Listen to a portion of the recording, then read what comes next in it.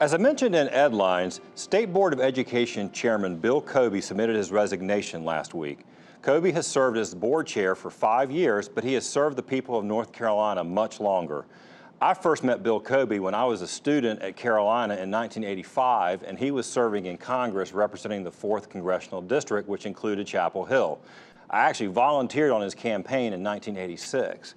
After one term in Congress, he went on to serve former Governor Jim Martin as Deputy Secretary of the North Carolina Department of Transportation and then as Secretary of the Department of Environment, Health, and Natural Resources. He also chaired the state Republican Party.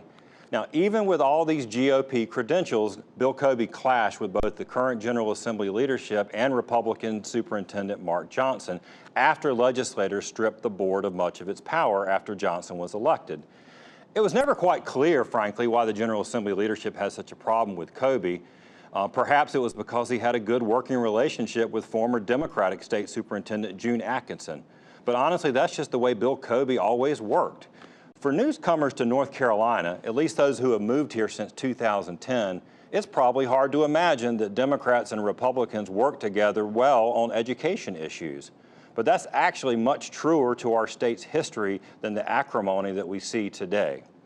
What is also true is that Bill Cobey is one of the kindest, most decent, and honorable public servants I've ever known, and his leadership will be missed at the State Board of Education.